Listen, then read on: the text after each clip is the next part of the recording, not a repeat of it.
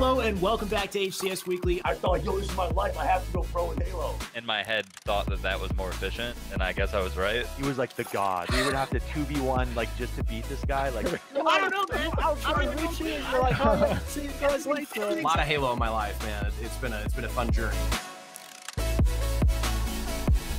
I love it. Damn, that's a slick intro. The first time I actually got to see it live. So nice to see you. Welcome back to PUBG Weekly, guys. Just kidding, HCS Weekly. I know we had a lot of PUBG clips in that last video, but he ended it off with a sick overkill in Halo 3 for sure. Anyway, guys, today's episode is different. We got something new to announce, something exciting to announce. If you've been following on Twitter, you would know that the new HCS Grassroots partners have now been showcased. 4 new members of HCS Grassroots, and of course, we were included in the bunch. So amazing and so honored to be a part of this. And of course, continuing on that hype train, we've got some amazing grassroots partners in the show going forward. But if you remember from last week, I talked about building out a broader news segment to the show, and that's something that's going to remain consistent going forward. I'm excited to bring back MattyRums, who's running noobcombo.com. We're going to talk about news and break down everything you need to know in competitive Halo and beyond. Let's welcome MattyRums to the show. How's it going, man? Hey, it's going good. Thanks for having me back. Nice to have you back, man. And you've got a ton of brand new news. I hate saying new news back to back like that, but it's true, man. You've got some new stuff to take a look at here beyond just Halo 3, Halo 5, even some other tournaments from specific streamers. So let's get into the nitty gritty of this and check out some of these new insights, which I'm going to try to bring up on my doc here. And of course, oh no, here we go. Okay, so we've got the first thing is the wave 2 of the HCS Grassroots, competitor, or the members of Grassroots being announced. Of course, we have Proximitty, Stress, Eli X, and then HCS Weekly being the final one. And then there was one little tidbit of information that they added at the end of that, and that was that applications will be accepted in Windows from now on. Can you tell me a bit about this? Yeah, so before, when the program was first opened or announced, it was an open application window where anyone and everyone can send in an application to be considered. So my guess is they've caught up and they've decided, who their wave 2 is going to be. And now the application process will only be open in select dates in a certain window. And the first window has been announced to be March 1st to March 31st. So only within those dates, your application will be considered or taken in submission. Right. So they're trimming things up a little bit, kind of segmenting it into specific windows where you can apply and be accepted into HCS Grassroots. And it makes sense. It's a nice way to continue the program going forward. So like Matty said, the next window is March 1st to March 31st. You can be considered as part of the program. These are great benefits, a great way to be partnered and to be, just part of this overall Halo initiative here. It's a really great thing to be a part of. So good to know that they have specific waves for it. Expect the next one in the very beginning of March. The next thing in news, this is a great highlight as well, is that Richie Hines has now joined the 343 Pro team. Can you tell me a bit about this?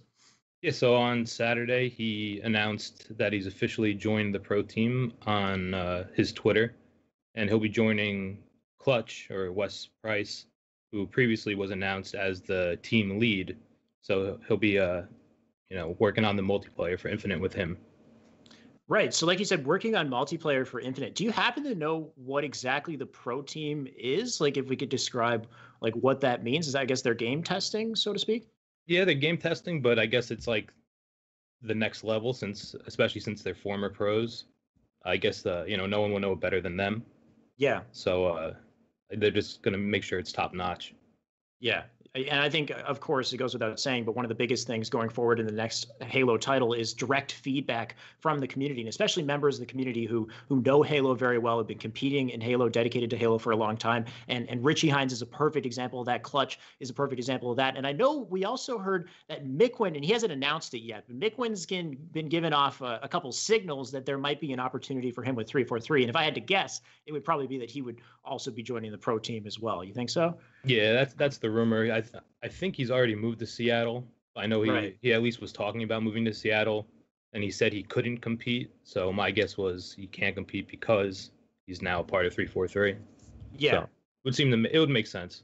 Yeah. And I mean, two of these guys, like Mikwen and Hines, just recently left competition. It's a little upsetting to see they're not still competing because they're both still very talented. But with opportunities like this, they're still like very much a big part of the picture and they can help shape our future Halo title. So I think this is a great opportunity for them. Looking forward to seeing it. Of course, Mikwen hasn't announced it yet, but looking forward to seeing what comes out of that as well. And the next thing we have going forward in our news here is Halo Infinite leaks and rumors. All right, guys, none of this is confirmed. These are leaks. These are rumors. This is all speculation, but it's interesting. So I figured we would bring this up and just discuss it a little bit. Oh, by the way, Matty, if you haven't already, do you mind bringing up the Twitch or like the chat in the side there and see? Perfect. Thank you so much. We can see what people are saying in the chat here. You guys let me know what you think of some of this stuff. The French website Video, and I tried to read this, but it was all in French. So I'm just going to go off what you said here, Matty. You stated that Halo Infinite will launch alongside 2 new Xbox consoles, codenamed Lockhart and Anaconda, scheduled for release in the end of 2020.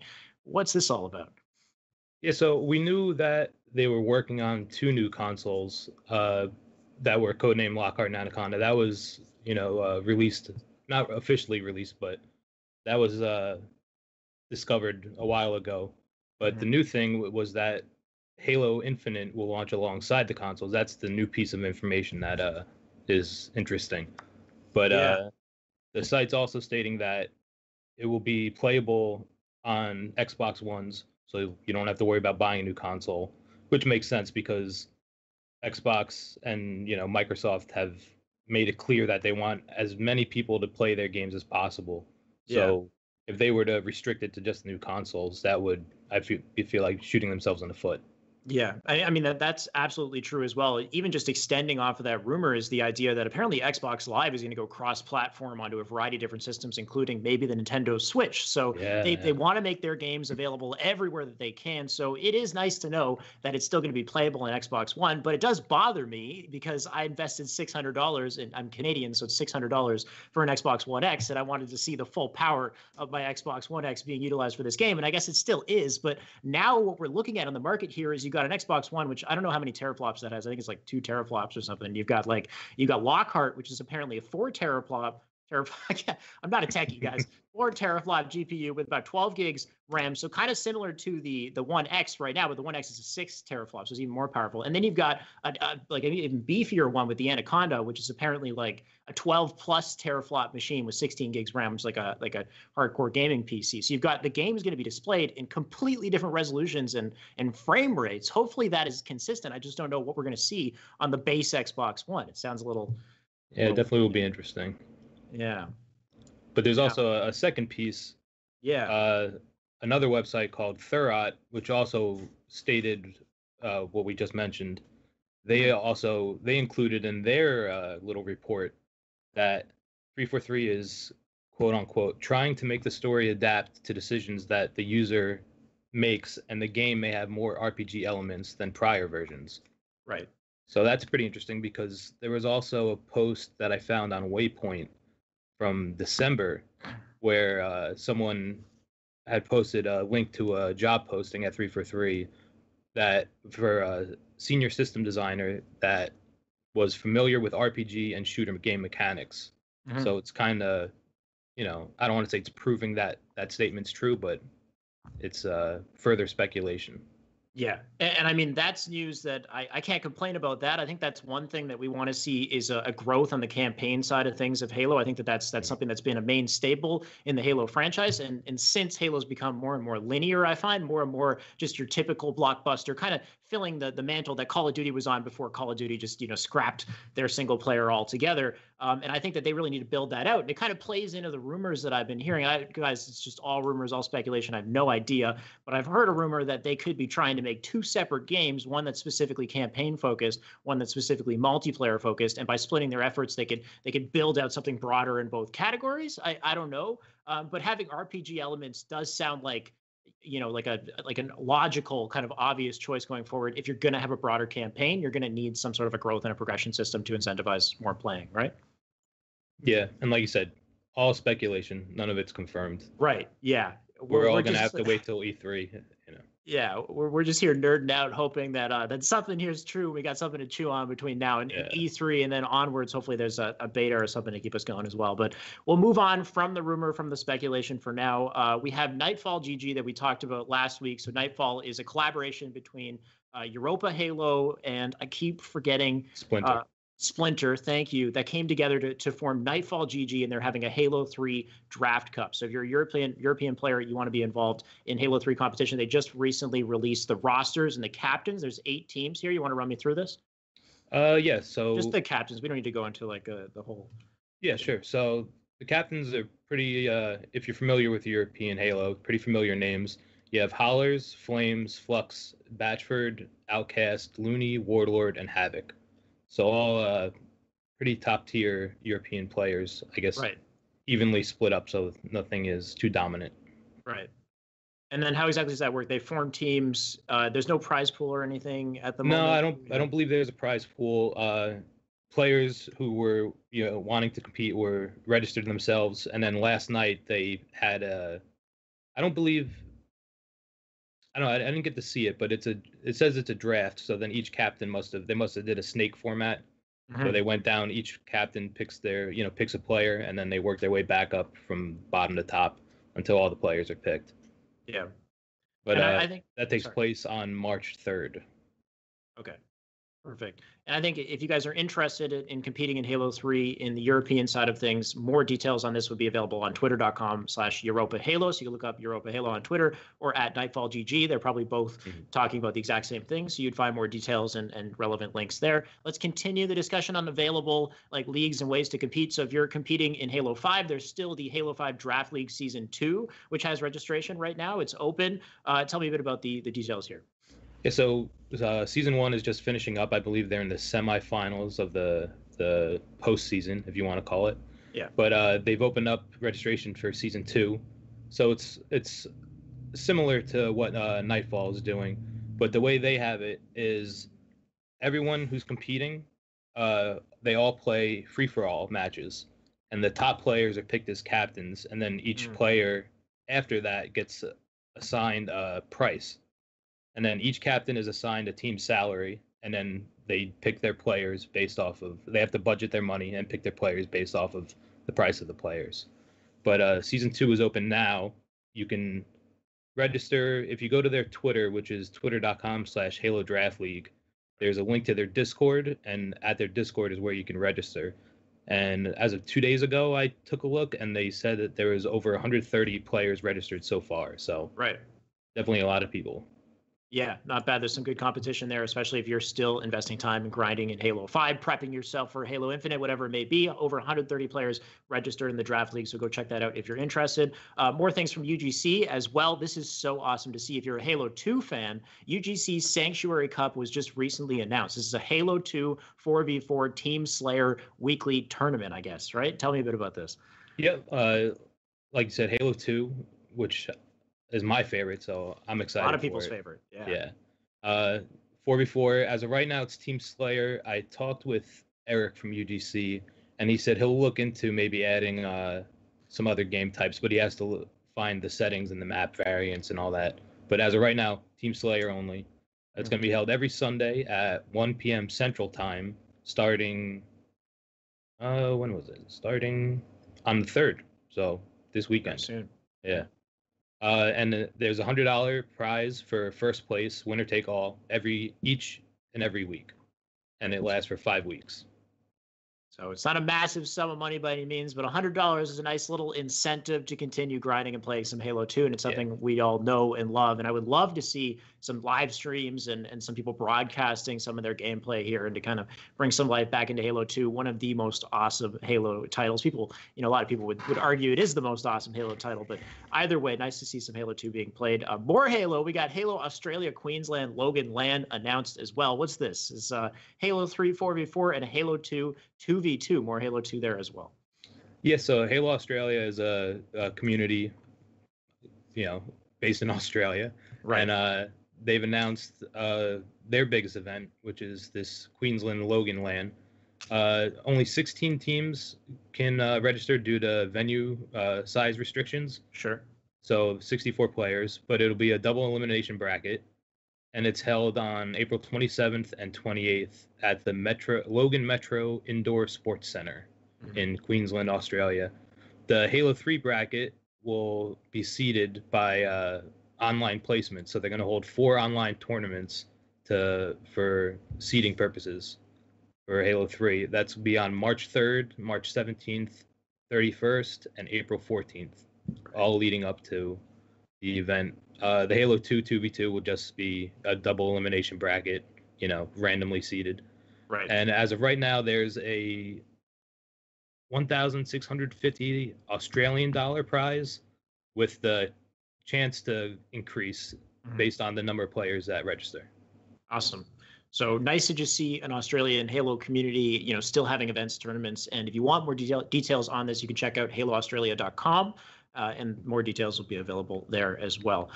More tournaments, guys. We still got more stuff happening, and we still got my dog in the background as well. Just enjoy that. UGC Winter Series Week 3 results. So something interesting has happened with the Winter Series in UGC. A lot of the bigger teams like GMS, Reciprocity, Talks appear to no longer be competing anymore. Now we have some of these lesser profile teams with still really great players getting some good opportunity. What's happening here? Yeah, so we have a lot of, I guess if you want to call them amateurs, competing every week, but some pretty popular names. If you play matchmaking, you've probably seen some of these names, and one of them even a former pro. So week 3, first place was Waste of Seed, who finished first place in week 2, which is Omega's Better, Wanward, Rain, and Filthy G. Second place was Next Up, which featured Burton, Nebula, Twin Savior, and Realize G. Third place went to Thick Johns Only, which featured Queen. APG was filling in. Okay, I was going to say. Yeah, Monoxide died and Problem on P3. It actually was unfortunate for them because they made it, I believe, to the losers finals, but APG had to leave for scrims, so they had to forfeit. Yeah. Right. And then fourth place went to Endless, which is Apple Juice, Keyzug, Wise Winds, and Sullen. Right. So I think some of the details behind it were, I guess, just Talks, Reciprocity. They didn't really see the monetary value in the amount of time that they had to put in. So I guess they decided they wouldn't put the time and energy in because they're not getting enough back out of it, which is unfortunate. But at the same time, I like how this is an opportunity for some of the more amateur level teams to build up skills and experience so that they are a force to be reckoned with when they have the opportunity to face some of these bigger teams who are kind of, you can't say like neglecting practice, but they are missing out on this opportunity to have these regular weekly competitions. So hopefully that comes back and that helps out some of these lower profile teams get bigger and more experience, of course. We also have the SWAT Nation 2v2 SWATentine results that just happened last weekend. So it was a Valentine's Day 2v2 SWAT event run by Naptimes. If you don't know Naptimes, you can check them out at twitter.com/Naptimes as well. And he runs, it's like, I guess, a monthly 2v2 tournament. Tell me about this. Yeah, it seems like they're starting to do every month, but the 2v2 SWATentine featured over 60 teams of 2, which I was surprised there was that many. But first place went to 4-Minute Convo, which was Falcated and Sabinator. They came back. Yeah. Some of these Halo 5 pros are coming back for these SWAT tournaments to try to grab some of the prize pool. I think it was overall $800. Yeah, this tournament was $800. Second place was Yeehaw, which was Bound and Neptune, also 2 familiar names. Right. Third place was Warning, which is Abrupt and Sucka. And fourth was Yeet, which was Hydrix and King Urban. Right. But they've also announced during the broadcast tournament for next month, which will be a SWAT tournament and will be 4v4, but with a little bit of a twist because you will register with one teammate of your choice and you'll be paired with another duo randomly. Nice. And that'll make up your 4. So a little twist to it. But there's a $1,000 prize pool for that, and you can register now at swatnation.net. So that should make things interesting because you'll have your duos like Falcade, Sabinator coming in, but then being paired up with completely, random, whatever other duo that could be, and that could offset team chemistry, results, whatever. A larger prize pool this time, $1,000. So great to see from Naptimes putting together these almost, I guess, monthly SWAT events, and great to see a SWAT community as well. So definitely check that out. Noobcombo.com has all of this information, guys. As you know, we got just a couple little things. Let's so there was a Halo Wars 2 anniversary tournament as well. I know most of the Halo guys here don't really follow Halo Wars, but we'll just say what it was, over 60 players. We had a first, second, third place. First place, Almirante 99 with $275. So some reasonable money here, and it's nice to know that there's some competition happening in Halo Wars 2. If you guys want more info on Halo Wars 2, noobcombo.com has you locked as well. The last thing is just to run through our events this week. So everything you want to pay attention to this week in Halo events. What do we got, Matty? Yeah, so March 1st, there's week 4 of the UGC Winter Series. March 2nd, there's the BTB Net Halo 3 Big Team Battle Tournament, which is $400 for first place. March 3rd, you have the brand new UGC Sanctuary Cup, which $100 for first place.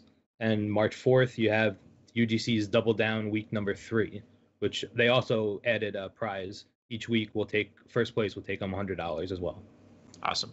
That's everything you can look forward to this week in Halo, and something we're going to refresh every single week of HCS Weekly. More news, more events, more coverage, just to keep you guys locked on, keep you guys, in tune with everything going on with Halo. Matty, thank you so much once again for joining me. Remember, guys, check out noobcombo.com for all of this information in detail and the relevant links that you want to hit. Thanks for having me. See you next week. No problem. All right, that closes off the news segment of the show. We're going to immediately jump into our first interview. And you guys, you already got the hint in the 10-minute just highlight montage that we had coming into this. But I'm so excited to bring our first grassroots partner onto the show. Welcome Proximitty to the show. Hey, what's up, man? Thanks for having me. How's it going, dude? Congrats on the grassroots partnership, man. How do you feel? Congrats back to you. I'm feeling great, man. I mean, I was super excited to get the news, and obviously it's just really cool. I mean, like, I could tell you guys why it's awesome, but I mean, I think it's pretty self-explanatory. I'm really excited about it. Yeah. I'm sure you can empathize. Yeah, well, I think it's harder and like definitely well deserved for you. You were the one where I was like, oh, this is a no-brainer. Like, I'm expecting him to be a part of it. But you've been putting in work for such a long time with Halo, like years out, right? So even when things are kind of on a lower point right now, it's nice that you're finally getting, some of the credit that you deserve for all the hard work that you put in throughout this whole life of Halo 5 and even beyond that. So great work from you, man. But I realized, and this is something that I do with all the YouTubers, everybody that I interview, is I go back to the beginning of your channel and I see where it all started with content creation. I realized that it didn't start with that channel. This Proximitty was not your first channel. You started way before that. I saw a video on your channel of you and it was Dallas, Big Texas, and Reclaimer reacting to old videos. Tony, can you throw up a clip of this? Just what are we looking at here? Watch this. Oh, Lord. God, do we have audio for this? We have. Okay. I don't care about your back. So this is. I want to talk about this for a second. This is a perfect example of like one of the. They're reacting to it. I'm not sure how much we got. Supposed to be like of the. He was supposed to be pretending his back was hurting and not just dancing in his room by himself. And I was supposed to have been like, I came in and caught him doing something embarrassing. Hey, like, just let people get an idea for a second. So bad, that's cringe a little. It just. Yeah. See, you didn't get that, right? No, I just can't believe how fucking stupid I am. Oh, I know. I was letting everybody know they're gonna cringe. That's all. All right. Let's go back. Who? Here it is again. Spencer. What? Spencer's. You look kind of like Luke Skywalker, man. You got like the Luke Skywalker vibe. I don't know. You got the hair and the the young Luke Skywalker. That's all right. That's all right with me. No idea what you're right. Yeah, and then you go on to like 2 minutes about how your jeans were too large and like you. Dude, yeah.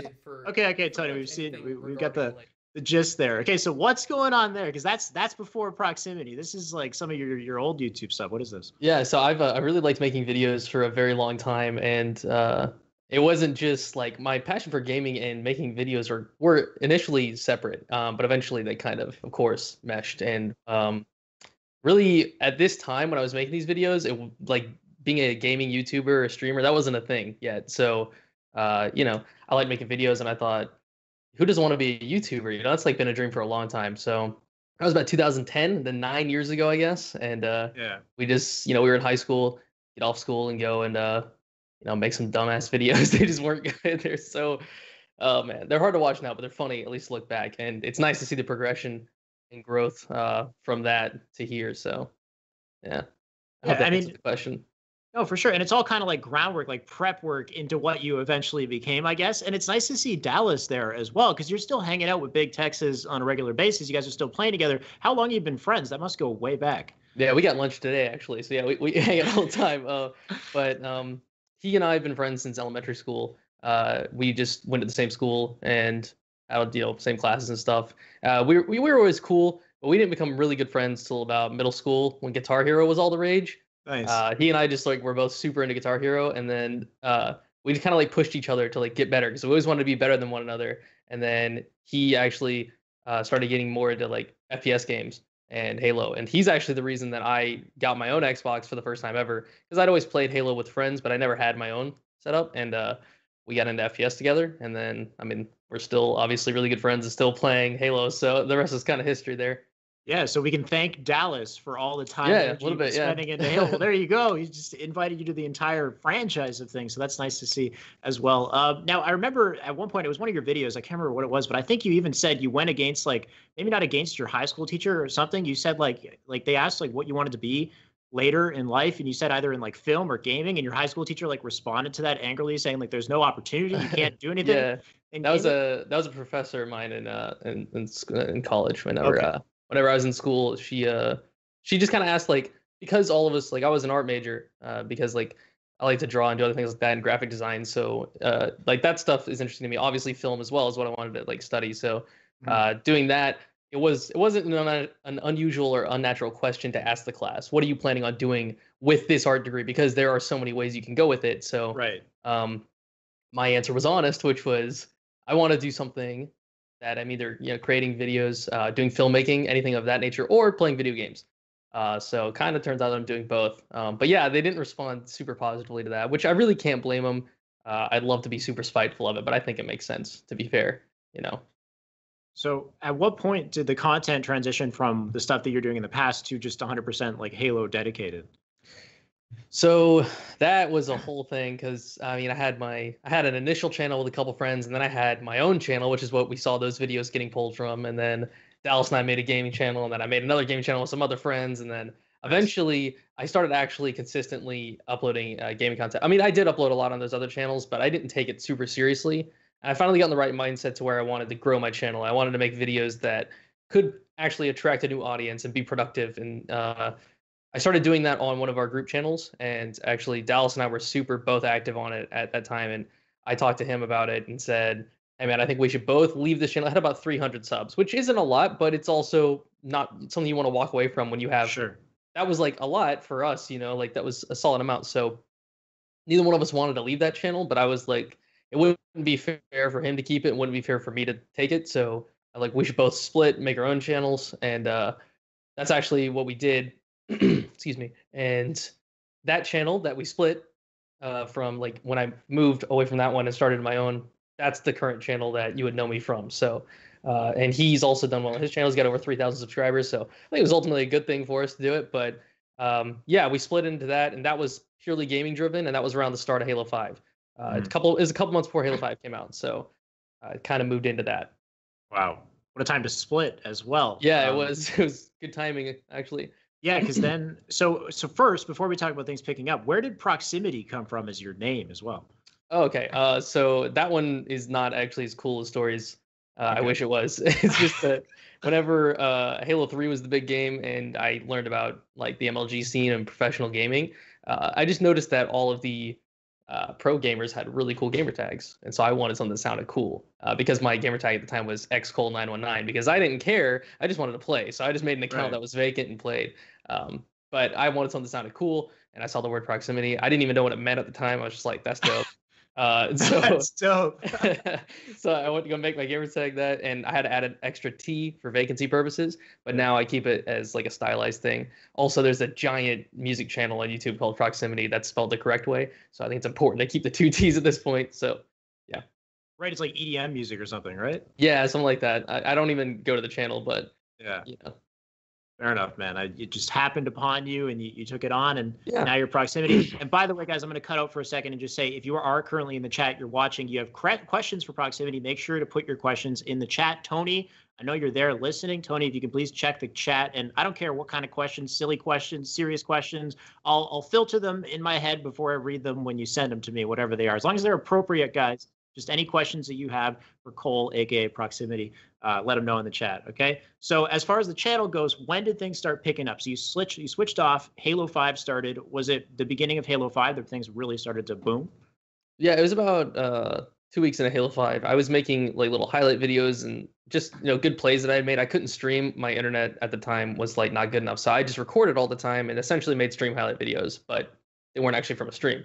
But then whenever I was grinding Halo 5 at the beginning, on the map Fathom, there's this one jump that you can do to get to top middle, which at the time was like the only way people knew how to do it besides walking all the way around, because it was very early game. I mean, there's a million ways to get to top middle on Fathom, but nobody knew at the time. So I was able to get that jump down pretty early.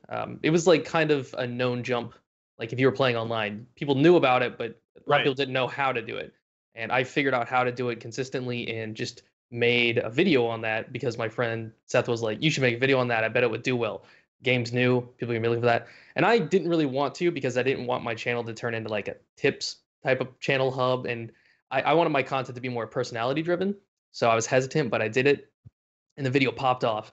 And it was my first video I ever made to make 1,000 views. And I felt it was cheap because I felt like nobody was there for me. They were there to learn the jump. But But my other videos were getting a couple other views too, and I was getting subscribers, and I was like, okay, so I started doing this system where I did one for myself, which was a video that I like to make, and then one for the people. So how this can grow my channel. And my channel kind of just took off. I hit 5,000 subs in like 3 months, which was absurd. And at the time I was like over the moon because it was the first real success I had on YouTube.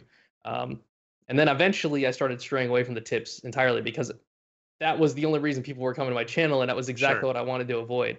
And I did, and it actually kind of worked. So I still do that sometimes because it's a great way to have people come to your channel. But if you're making other content consistently, people will stay for your personality. And so it's kind of just been my system.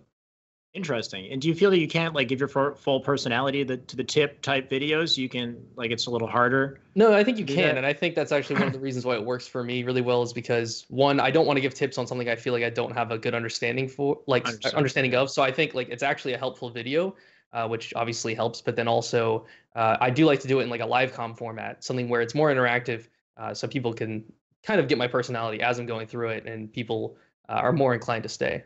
Yeah, it's more real, like authentic. You have kind of like a relaxed, like you're explaining it to somebody in the way that like if I was sitting beside you, this is like how you would explain it. Right, exactly. That's exactly the goal I'm going for. I just hit my mic. I'm sorry. No, and it comes off in that fashion. I think that's good. And then it's just the timing that you're uploading it, Halo 5 just coming out, you're releasing content that people weren't fully aware of, and things just started to really pick up. I mean, overall, at one point, and you have a video on your YouTube where it talks about just kind of like a background, like the story behind Proximitty, I think, and you're talking about how this is like your living, like you're full time creating content and streaming. Like, what was the biggest highlight, would you say, of your career in content? Was it around that time? Yeah, I think biggest highlight. I mean, that's hard to say. I think like the biggest highlight would probably be like getting into grassroots. Like that's the biggest deal to me. But like around that time when that video was made, it was probably I think I was yeah, I did have long hair. Yeah, I think I got into straight ripping at that point. I can't remember if that exactly happened, but when that happened, that was a huge deal to me. Just being that they wanted to pick me up as somebody to represent them as a streamer and content creator, and I'd been watching straight ripping for 10 years at that point. So it was just super cool to see like something that I'd watch. And I always like to tell the story where I used to sneak out of class to go watch the montage on my jailbroken iPod in the bathrooms because like I was so into Halo at the time. I'd leave class to do that. But then actually being a part of straight ripping, that was really cool. And yeah, so that's probably the peak like cool moment where I felt like I really accomplished something, Yeah. So the biggest thing is just the milestones, the recognition that you've been getting through all the hard work that you're putting in is straight ripping, grassroots. These are like clear cut milestones. Yeah. And I don't think of it like a way to like flex on people like, well, this is when I pull this off. It's like, to me, that's what makes it real. When I see the progression, like I'm working, and you always have like, as a content creator, I know you know this, like you're always looking at your own stuff and being very critical of it and questioning if it's good enough. And when you do something like that, when something cool happens, I think you feel like some gratification, some satisfaction, like it really was real and it meant something. So, yeah. Yeah, that's literally everything. It's like when a company like 343, the game that you're making content for, can look at your content and say, this is adding value to our scene, this is adding value to our game, and we're gonna partner you as a result. I think that's one of the best things that you can. That's pretty unreal for sure. Yeah. It's awesome, man. It's great to see. And I mean, these tips videos, so it turns out that your tips videos still are the most popular videos on your channel, though, because I know the PUBG one that you have is crazy. It's like 600 and something thousand, but then your most popular Halo 5 or Halo video in general is almost 100K. It's a Magnum tips video. And this is coming from a guy who really knows how to use the Magnum. You probably have one of the best Magnum shots in the game. At the time of your tips video, you had the most perfect kills in the game at the time as well. Tony, if you can throw to a couple of those nice fives that he gets, if you happen to have some. There we go. Oh, baby. I don't think there's a single 5 shot in this clip. No, there isn't. Just a nice overkill. Nice shots regardless. Tony, do you have any 5? Oh, that was a 6 snipe, though. Come on. Let's go. There we go. Wait, this one's a good one, right? Oh, dude, that up flick right before you go past the wall there. There's like little things behind that. And that's why I wanted to bring this up. Is I wanted to know if you had any quick tips. And there's another 6. Oh, this is back-to-back 5 right there. One shot, dude. Nasty play right there.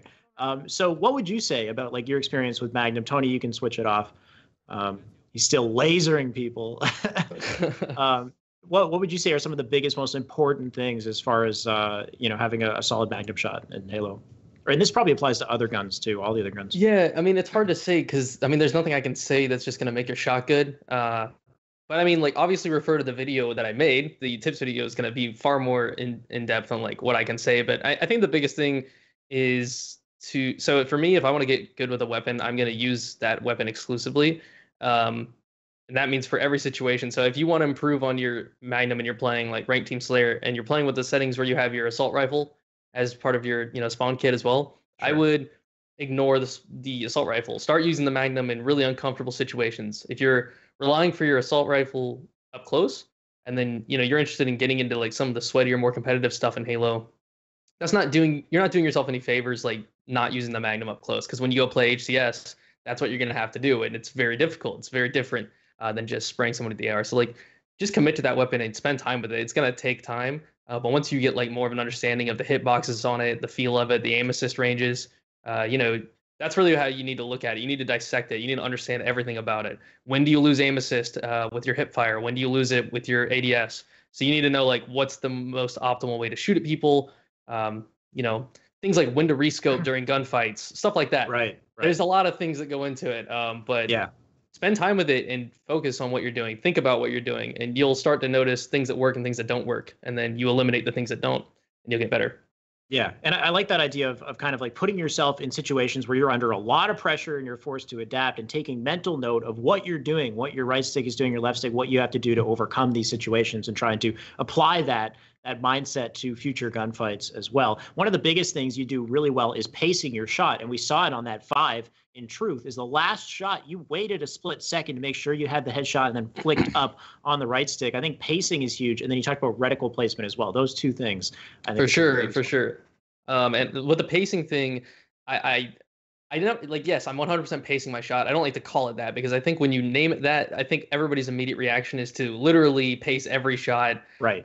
And like that's fine. You're probably not going to miss, but you do need to have a sense of urgency because those people are shooting at you. And if they're not going to be slow, you can't be slow. So in a situation like that one clip where I did have that like nice flick on the guy, like you have to be constantly paying attention to what's happening in the gunfight. So I knew that he had not thrusted yet, nor had I. So we're 3 shots into this fight and he still has his thrust, meaning it's coming soon, right? Like if you're playing somebody that's good, they're never going to just stand still the whole time. So I was just waiting for it. And once I got my 4 shot off, I knew he was going to thrust. And so that's the type of pacing. When you know that he's going to do it, get your 4 on, let him thrust. Meanwhile, he can't shoot you while he's thrusting. And then you have the time to hit that shot. So stuff like that. Pacing, that's another thing, though. You understand when you start paying attention and dissecting it, like I was saying, you'll start to pay attention to those things. Like they haven't thrusted yet, so this is time to wait and things like that.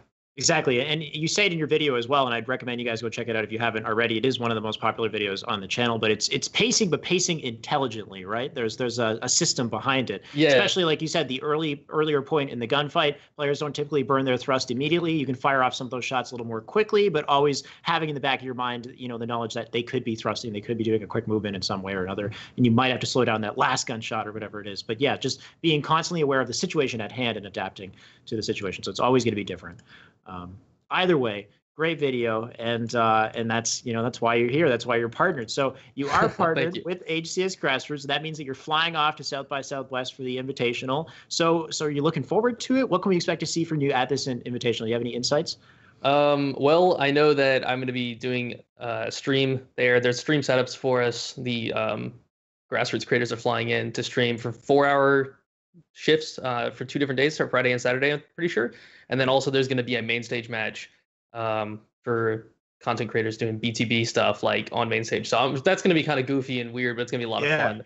And I'm pretty good friends with a lot of the guys in Grassroots, so I'm super excited at that. It's going to be an incredible event. As far as being excited, I was telling somebody about it the other day, comparing it to like being in elementary school and getting to go to your friend's birthday party where it's like Friday and everybody gets to ride home with them, and like one of those super exciting things you talk about with your friends for months. Like that's how I feel about it. I'm super excited. All my friends are gonna be there. I'm getting flown out, which has been a big dream of mine. Like it's gonna be really cool.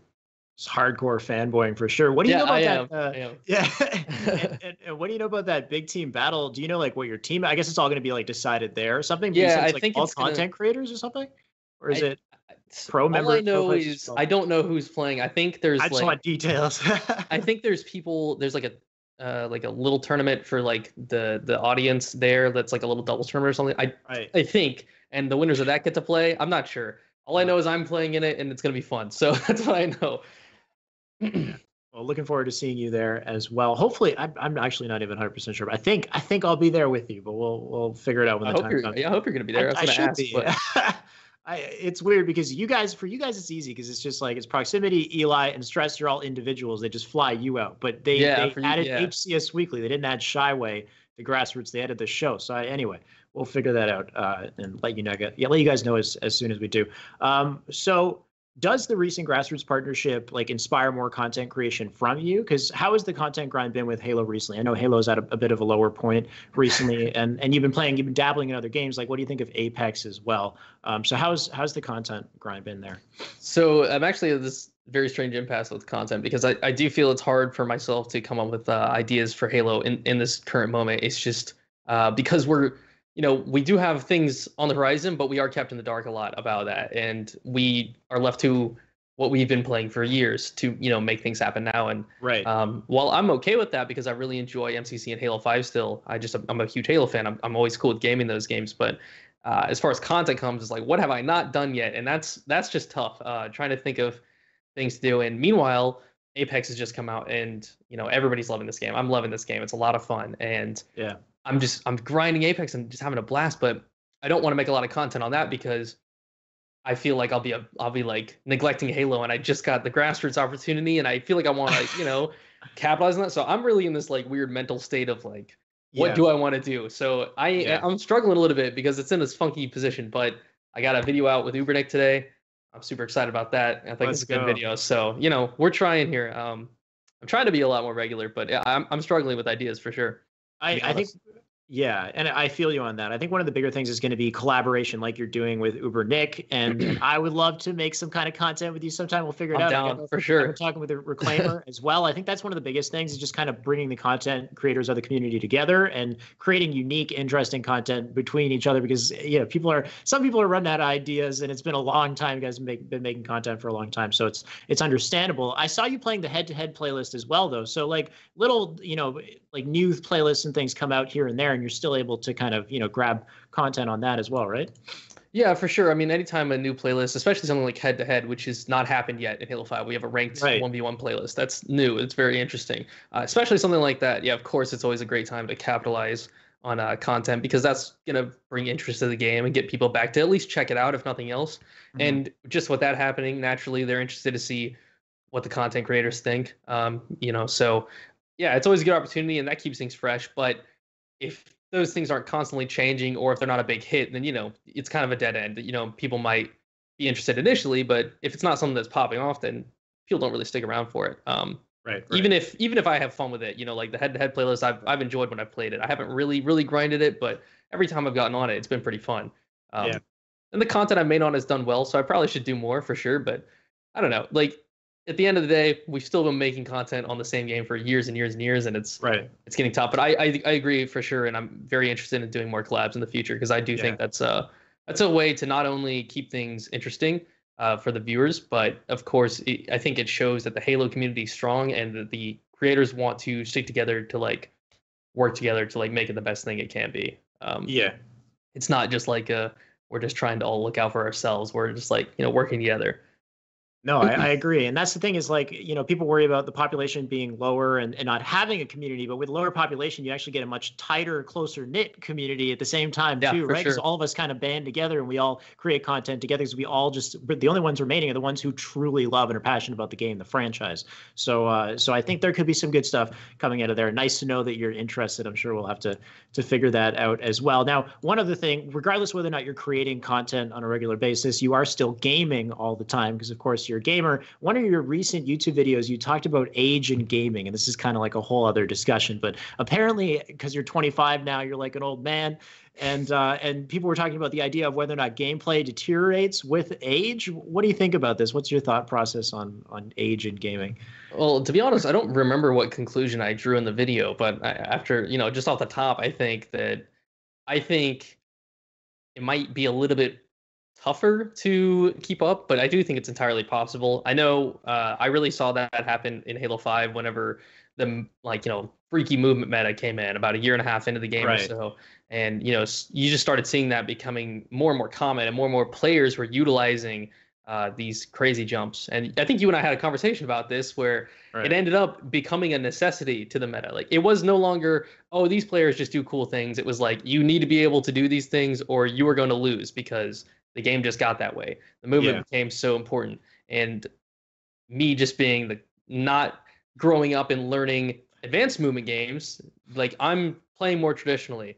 And like while I was doing pretty well, I was realizing that I was getting held back. And that's when I started grinding, just practicing movement a lot. And I'm very confident with my movement at this point in the game, especially in Halo 5. I feel like I can do some of the most freaky things because I've just practiced them over and over.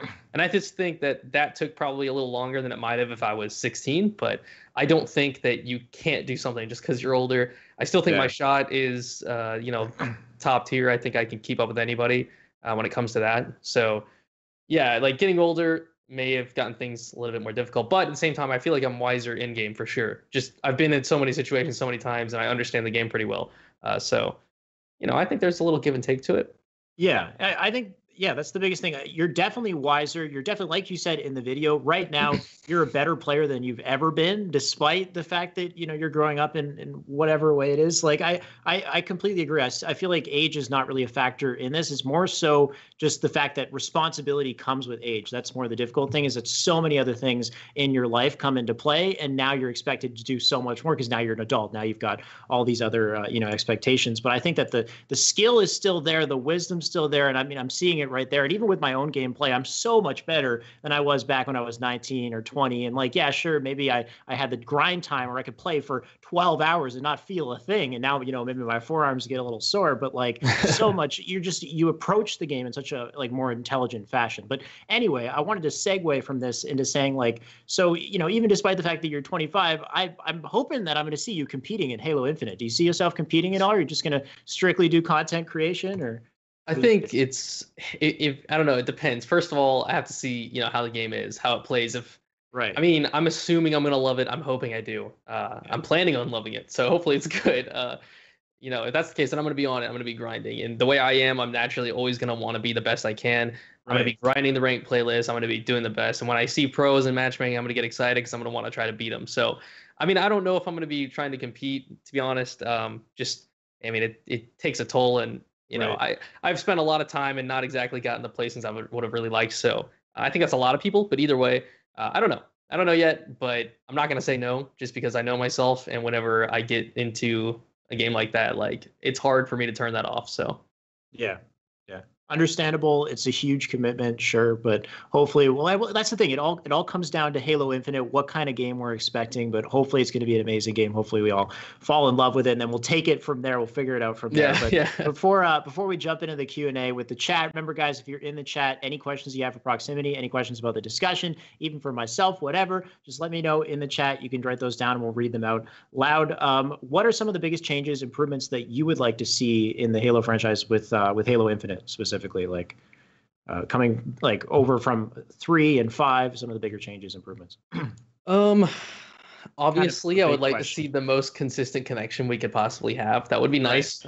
You know, online is online. There's always going to be issues, but I'd like to have a good online experience if I can. I think, honestly, to me, the biggest thing is they need to get the ranking system done right, and they need to have good playlists for us to play. I think if that's the case, people will stay interested.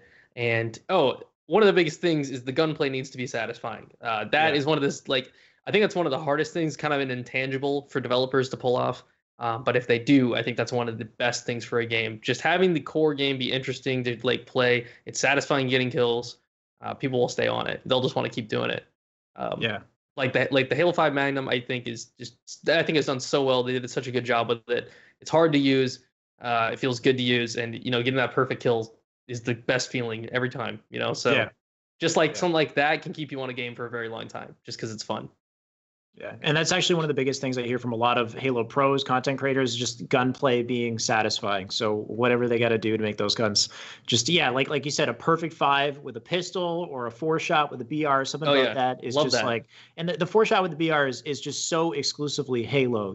There's like nothing else that quite feels that way. So if they can somehow nail that, I think that's huge. But one of the biggest things, like you said, was the ranking and the playlists as well, having a full content-rich game and a ranking system that incentivizes that you keep playing, you keep grinding, and it gives you enough rewards and feedback, I guess, going forward. I think that's going to be huge because we're all going to be grinding this game, hopefully for a long time. And hopefully we're going to have consistent updates and kind of like a service as it goes through to keep things fresh. But thank you so much for answering all these questions, Cole. Let's see if we have anything from the chat, guys. Remember, if you're in the chat right now, you're watching, any questions that you have, feel free to let us know. The first one is from Dynashawn. He actually has a pretty good question here. He says, when are we going to make a video? Because Dynashawn has been making some amazing content. If you guys haven't checked him out already, I think it's Paradise Halo is the YouTube channel. Some of the highest like production value content I've ever seen in Halo ever. It's unreal. Like he's got incredible production value skills, and he has the background and knowledge. He's been, partnering with Callus to create some pretty awesome content as well. So Dynashawn says, when are we going to make some content? When are we going to make a video together? We've actually been chatting the DMs to figure that out. I need to talk to Reclaimer, who's in chat right now. So Clay, we need to have a conversation so we can get that ball rolling. I'm super excited to work with him. I love his content. You're absolutely right. Spot on. Yeah. Top quality. It's truly something to watch. You need to go check it out. So super cool content. Yeah, Paradise Halo, guys. You definitely need to check that out if you're looking for quality production value. We got Fat Bass as well. Question for Cole: will there be more proximity tips and tricks, or are you all tricked out? Okay, hold on. How to take a second. There's this meme that it's proximity tips and tricks. I never once said that ever. Really? It's like fragging like a pro. I know. Like, get rid of it. It was just some people started saying that. It's funny, but yeah, I'll probably definitely make tip videos whenever Infinite comes out. I mean, if I feel like I understand the game and have tips to give, then of course, because I do like making that content, even if it's not my preferred. It's something I still enjoy making. So yeah, I want to do that for sure. Even with Halo 5, you recently had a Halo Insider series type thing that you were trying out. Still going, Plaza. Yeah. Right, yeah, I'm still exactly. Doing it too. Yeah, it's good. That is still tips and tricks, right? So there's still a lot of tips happening in there. Yeah. Yeah, so I think that would be a good thing to continue as well. Homegrown Hicks, I guess, will Proximity still stream PUBG? Will he still stream PUBG? Right now, I'm not actually super focused on that. The way I played PUBG was on console. That was kind of my niche. But the console PUBG state is pretty unplayable in my opinion. So at the moment, I have no real interest in it, and my just attention is elsewhere. Sorry to disappoint, but that's how it is. Understandable. Man, honestly, watching those PUBG clips, I don't know how you hit the shots that you do, because I played PUBG on Xbox and it's not a good experience. Yeah, there's no aim assist. It's very, so not only is it no aim assist, but it's also projectile based. So that gets real tricky real quick. But I think it's one of the reasons I was attracted to it. I already loved playing PUBG on PC, but when it came to Xbox, I knew that was like it was so hard to hit shots that I knew that I wanted to grind it until I could hit shots pretty well.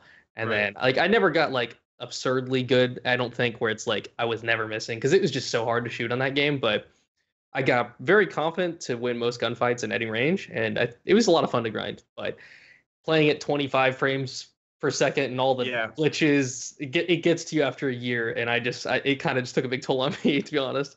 And I know they've like cleaned it up since, but even in the beginning of your tips video, when you land on top of school, there's like 20 seconds of you just standing on like just nothing, like unrendered like garbage, basically. Like it just doesn't look good at all. But yeah, one thing about, the shots being so hard to pull off is that everybody else is having that difficulty too. So for you to be able to figure it out, like the advantage that you gained was pretty incredible. And we saw it in the clips as well. The next question here, we have Mauricio. I'm terrible with reading names. Mauricio. Guys. Mauricio, yeah. When's the next skit? The next skit? Oh, that's a great question. I don't know. Hopefully I'll come up with something interesting soon that we can have fun with. I'd like to do something like that, or maybe do another reaction to old videos type thing. I really enjoyed making that. I think that'd be kind of fun. It's something a little different and creative to bring to the channel. It's not just gaming stuff, because I do like just making videos and stuff. So you and Reclaimer have a video of the slowest Big Mac eating I've ever seen. Dude, it's so bad. Oh yeah, stuff like that. That stuff to me is just fun, and I know it's kind of like dumb filler content, but like I enjoy making that kind of thing. So I'd like to do more stuff like that. I mean, in the end of the day, if you're having the best time, like if you're having the most fun, it's reflected in your content. And I feel like that's the best thing as a content creator, to just have fun. You shouldn't be stressing yourself trying to create videos. I know what that's like. I put myself through too much trying to make videos sometimes, and it's just not worth sometimes. So yeah, I know exactly how you feel. It's good to have fun. Meth Bear, what's up, Meth Bear? UGC, do you think ending the competitive scene was a bad decision? Would it be a good thing to intermingle competitive Halo 3 and H5? What do you think? I think that question was for you guys, but I'll answer it for sure. Okay. And the question is bad decision. Keep competitive Halo 3 and Halo 5. I think those both trying to exist simultaneously is a little tricky, just because the gameplay pacing and the aesthetics different. It's hard. I think if you were trying to feature both at one tournament, it wouldn't go well. Maybe having both scenes existing, like we have a Halo 3 tournament this weekend, 2 weeks later we have a Halo 5 tournament. Maybe. I just think that most of the top players, I mean, if the money's there, people will go to both. But I feel like if you could only play in one, I feel like most people would side with Halo 3, leaving Halo 5 a little stale. But I understand there's an audience for both, so it is tough. Like, I don't know. I mean, I'm not a tournament organizer, so my opinion doesn't matter. Yeah. I don't know. I honestly don't know. Yeah, Meth Bear, I see the complications that kind of came from it, but I think ultimately it was a good decision. I think ultimately it just showcases the fact that 343 is listening in a way and trying to bring the Halo 3, the classic Halo community back into Halo, to say that we do support this game, we do care about this game, and by improving and fixing MCC, hopefully what's happening is this broader mindset kind of perspective where we approach Halo as a broader franchise, not just as like, oh, it's only Halo 1, 2, and 3, but both Halo 5 and Halo 3 have something valuable to offer, and that, hopefully we can both respect it. I'm just trying to be that guy who says there should be respect across the board between both these titles, and that it's a good thing to have them both kind of intermingling. But yes, considering the size of our community, there's a lot of, some complications that arise as a result. Either way, we're going to come back together for Infinite, so it's okay. Let's let this be what it is. Mr. J. Qwerty asks, are you physically and mentally able to drop HCS Weekly bars at this very moment? That's for me. HCS Weekly bars at this I'm not doing it, Qwerty. Not on my live stream. I'll do it. You can donate me however much money you want to donate, and I'll drop as many bars as you like, man, even though I don't drop no bars ever. So that'll be a hilarious thing to watch, I'm sure, but I'm not going to do it now. Reclaimer, what is Proximity's opinion on a Halo BR Battle Royale? Okay, so my opinion on this is kind of my opinion on like every BR. When people hear a BR being announced, the common reaction is to freak out and be like, oh my God, we have so many already.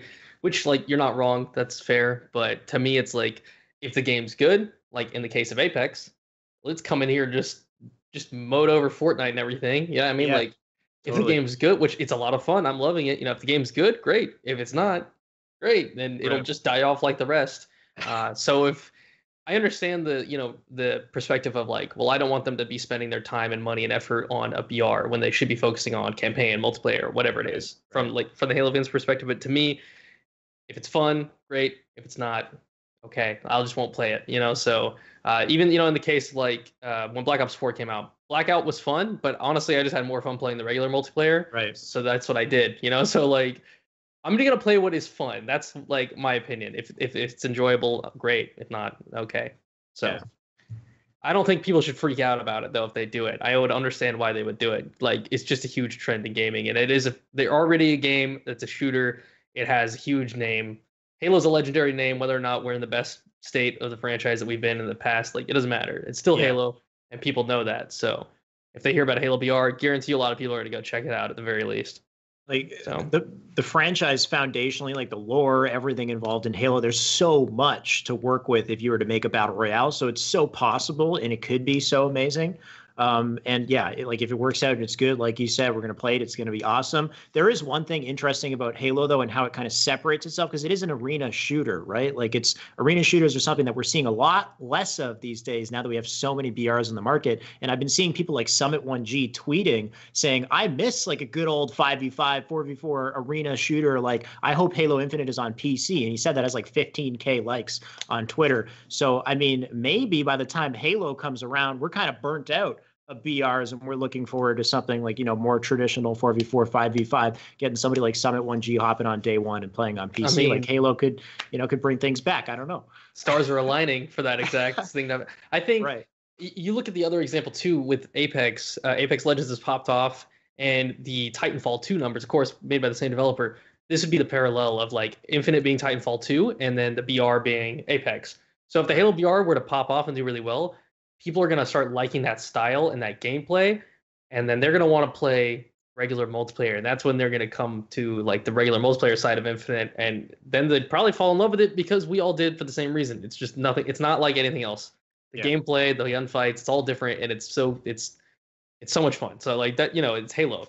I think that could really work in our favor, and especially like you're saying, people might be burnt on the VR genre by that point, and we could benefit from that. The Halo community, the Halo scene could finally see, the rise of popularity. I know we all know that it can't have. So who knows? I expect to see you there when that happens. Oh, for sure. The stars are aligning is a really good way to kind of close things. I think there's great opportunity here. Hopefully 343 and Halo Infinite can capitalize on that. We could have an amazing Halo title, and just, things can explode from there. The players are ready for a new Halo. It's just, are we going to, hit a home run or not? Hopefully that happens. But thank you so much, Proximitty, for coming on today. Where can we find you? Do you have any shout outs? Where can we find you online streaming and Twitter?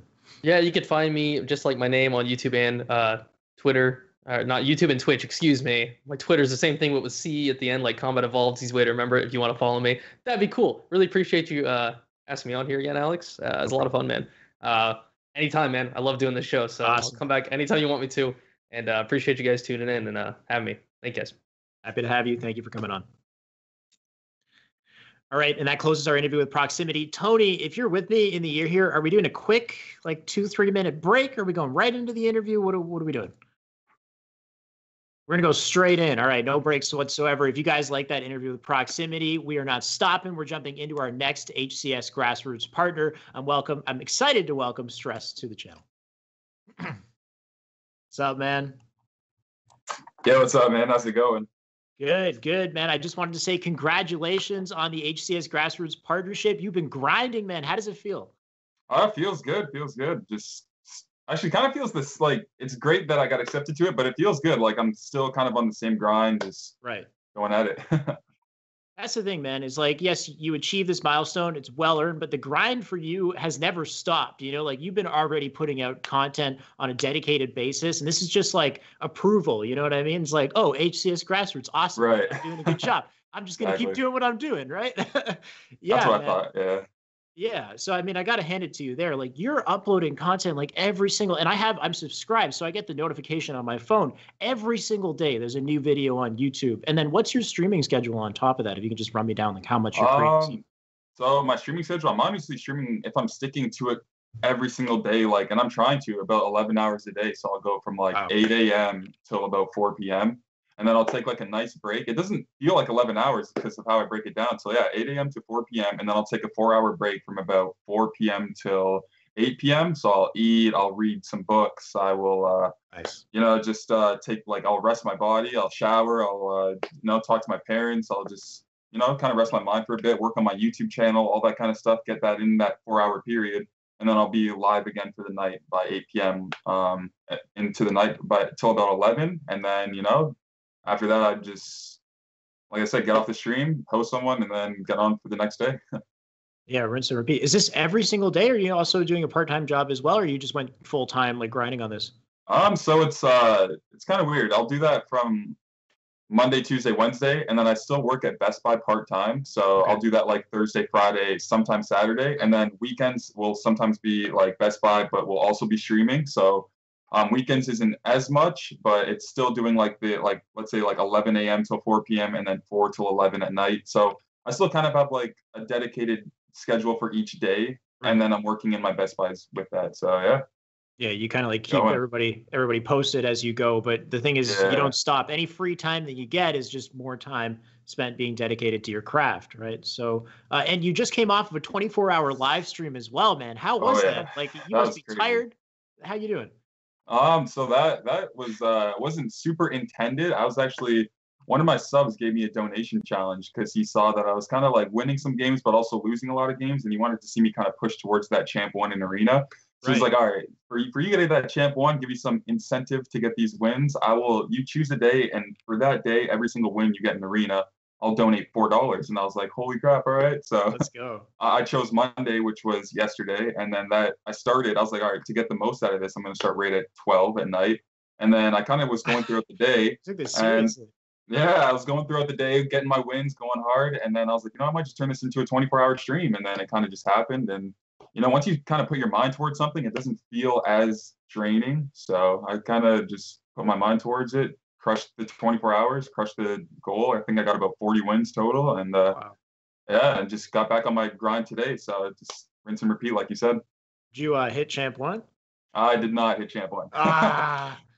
Still got a lot of losses with the wins, but we made some progression towards it. I think I'm up there in like the high double digits, like champ 20 or something, champ 30, somewhere around there. But it's really hard, man. It's really hard to hit that champ 1. We'll see how it goes in the upcoming days. Are you solo queuing at all? Yeah, I'm actually solo queuing most of the time. Yeah, like almost 90% of the games are just solo queue. But get some subs or friends in there once in a while. But yeah. I don't know how you don't like tilt. I mean, you probably do tilt, but people will leave and you'll get a teammate that just will be AFK, just like not playing sometimes. Like there are games that are unwinnable no matter how good you are because of certain things like that. You're just going to lose some. Like, the algorithm's just going to screw you at one point. But then you press on. I think of that, but then I also think of it like anything, kind of like an even battlefield. That happens to me, but it also happens to the enemy. I'll get a teammate that leaves, but the enemy team will get someone that leaves. So it's like, kind of plays out. But yeah, I do agree with you saying like solo queue is kind of a battle. Yeah, and I mean, I love your mindset and approach to this type of stuff. And like you said, like other people have to deal with the same types of issues. So you always find some sort of a positive, some sort of an out. We'll talk about that in a second, which I think is a great thing to apply for anything, not just Halo, but if you want to be dedicated and improve at anything, you need that type of mindset. So in a 24-hour live stream or when you're streaming, are you just playing like hardcore arena the whole time? Are you jumping around between playlists, different games? How does it usually work for you? So I started with Arena and I was doing a lot of it, but then I was actually struggled to get some games because of my MMR, which is like kind of what ranks me in the game. Right. And so during like downtime, I'd say like 5 a.m., 6 a.m., there wasn't as much matches. So I'd hop on a game like Fortnite, and I'd even hop on Halo 3 for a part of the day just to kind of get my brain a refresh. And then I would hop back in the Halo grind and then keep going with that, or the Arena grind, sorry, keep going with that. Right. So if you want to, okay, I like that. So you want to reset yourself, you'll jump off to like Fortnite or something else. Right. And I like how like even when you're not streaming, you're still throwing up content in between. So you always find an opportunity to like put up a YouTube video or like theater mode. You go to theater mode and you play your gameplay in theater mode. If you got to go like grab some cereal or whatever, like take a quick break, you still have content going. You're always finding a way to keep your viewers, entertained. Yeah, man. So I know we chatted about this in the past, like about grinding and how dedication was necessary to succeed. We talked about this last time. I wanted to highlight it again. Where did this inspiration to like obsess over Halo just come from? Like over the Halo grind? I know you said you're a bit of an avid reader. Tell me a bit about this.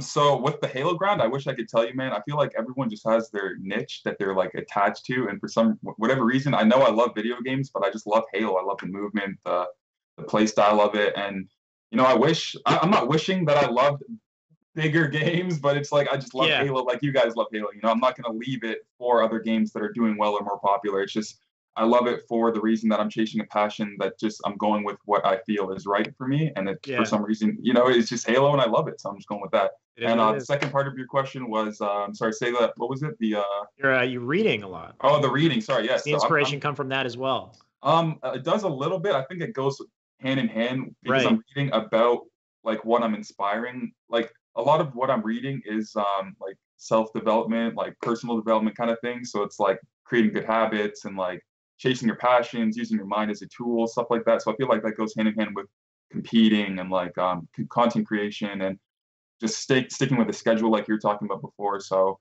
it really just interests me in all those books. And so that's kind of what I'm going with right now. Like if I could recommend like a book, would you say? Yes, I was going to say, what's a recommendation? Oh, yeah, perfect then. I was going to say one of the best books that got me into reading. I feel like all these big entrepreneurs that I watch on YouTube or whatever, the book that they recommend is always the first book that they read, I feel like, because it inspires them or catches them to keep going with that. And for me, it was this book called Think and Grow Rich by Napoleon Hill. So if you guys are interested in reading like maybe personal development or creating good habits, using your mind as like a tool, like stuff like that, I would say Think and Grow Rich is a really good book. It got me hooked.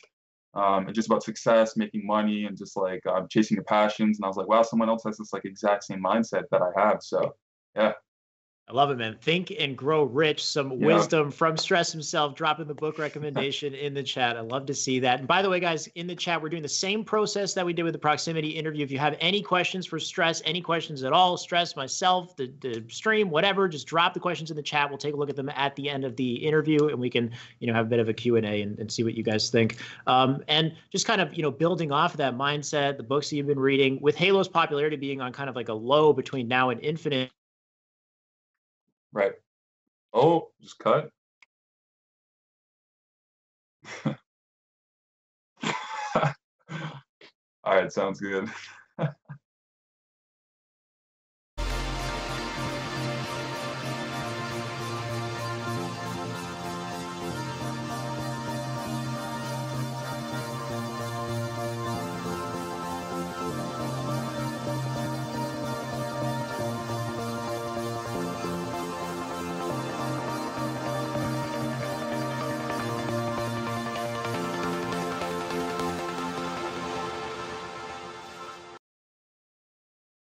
See anything, nothing happened. My Skype did not suddenly crash, and I did not have to reopen it and try to pick up where I left off. I'm sorry, guys. I don't know what just happened there. We hit a snag, but we're back. Okay, we're right back in it. So as I was saying, I'm not sure how much my question actually got through here, but with Halo's popularity being on kind of like a low right now between now and Infinite, I find the community can get pretty down at times.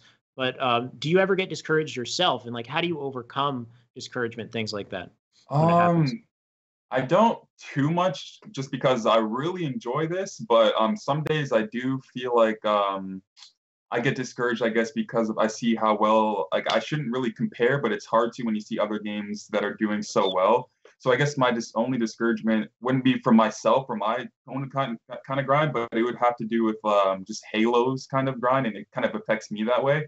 So I'm kind of just discouraged with like let's say the Twitch viewer numbers, or like, the overall, I'm saying. So if you click on a game like Halo, you'll see with like, less than 1,000 views total. But if you click on a game like League that's been out for years as well, it has like tens of thousands. So it's like, I'm not discouraged too much, but that would be the only thing, is I'd like to see Halo do better in the future, which I think will come with Halo Infinite and like, the hype around all the, what we're doing with the programs and all that stuff. So not too much discouragement, but if there is, it's kind of like, let's get this little more viewership going with Halo. Let's show like, other people, other communities, why our community is so hyped, why Halo's still a valuable game to learn and go with.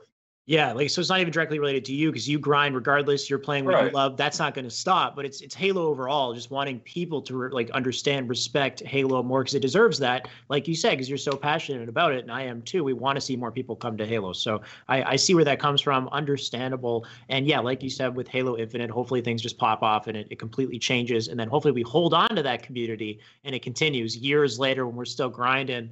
and we still have tens of thousands and people watching something like League of Legends, and that'll happen with platform availability and stuff too. Xbox putting Halo on PC and other locations makes it easier for people to access it. So hopefully all that happens.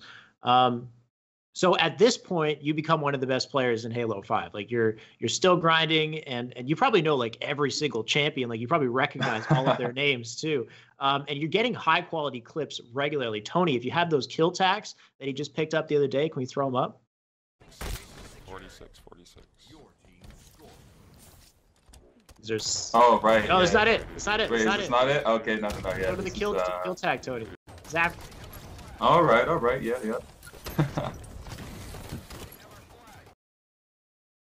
What'd you do? Yeah, these are actually these are 2 kill tags I got. I grinded out I normally don't even get overkills throughout the day. Like I'll grind all day, and 2 games back to back, I ended up getting a kill tag. So this is the first one, kind of like a cleanup kill tag. I just kind of knew where they were spawning, and just followed through with my teammates putting down shots, and then finished off just cleaning up this guy here. And I was like, all right, good kill tech. We ended up winning the game after that. And then this game right after, it started the game off, went for railgun, and I noticed they were getting basement. So I just kind of cleaned up one, saw another guy, cleaned up the other. I was like, wait, there's still another kid. Cleaned up a third kid. Yep. And then this guy actually kind of got turned on, reversal perfed, and then this guy just got spawn killed. So why is this man nice little 5 shots there, and I was just kind of hyped because we got 2 kill tags back to back in like one day. So yeah. Yeah, so sick. Actually, Tony, go to the Coliseum one quick, just so we can. I want to try to throw a little Halo knowledge. The Coliseum one. Oh yeah. The first kill tag. It was when, so like he said, he knew they were gonna spawn elbow. Not this, dude. Camo was insane, you know what I mean? Coliseum. You know your maps in Halo 5, Tony? Where you at? 46. The first video. Back to the first video. 46. I was gonna try to make a point that's seeming more and more useless. Oh yeah. Yeah, no, it's just knowing, like in this instance, when you're gonna wipe out these players, and then you know that there's one on cave right here. You pick a different angle, right? You're gonna drop these players. The moment that he takes out this guy on oven, Stress knows nobody's gonna spawn in cave when he kills this guy. All this action happening here on cave, they're obviously gonna be on the elbow. And watch the nade toss, not this one, the second one.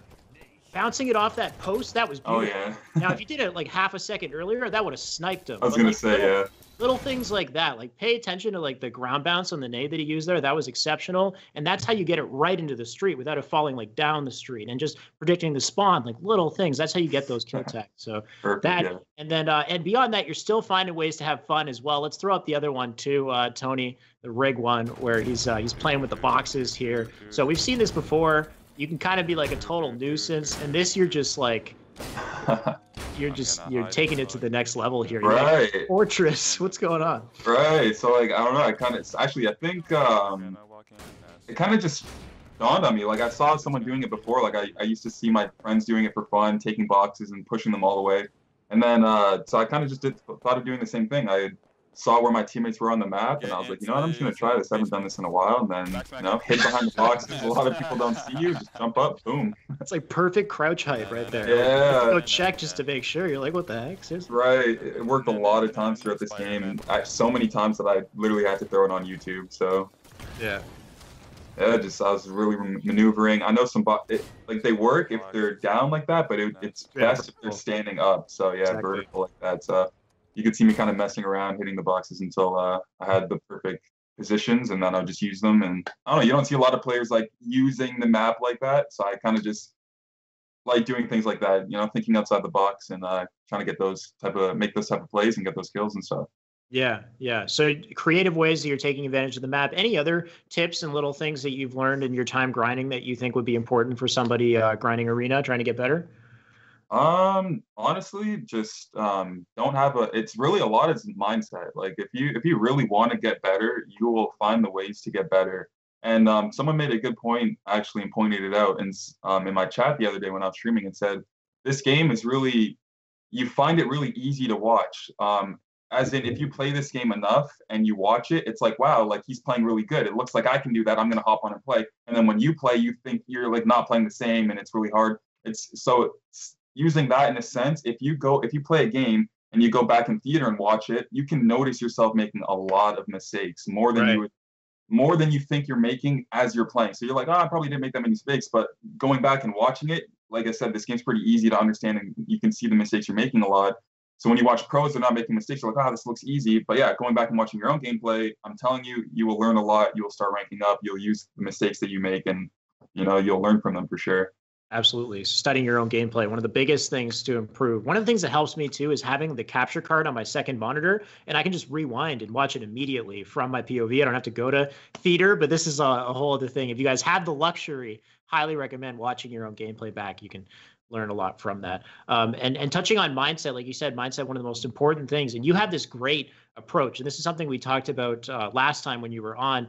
Your mindset with competitive Halo is like you started competing in Halo 4. So you jumped on Halo at a time where like the bulk of the community who had been there in the past were already kind of getting fed up. They already had this kind of like preconceived notion of what was Halo or what should be Halo. And that kind of bogged down their ability to learn and improve at the game. But I find that with Halo for you, I don't know if it's because you jumped into competitive with Halo 4 or you've always just been like this. You kind of approach Halo at a face value. You're like every single Halo game has the same general formula.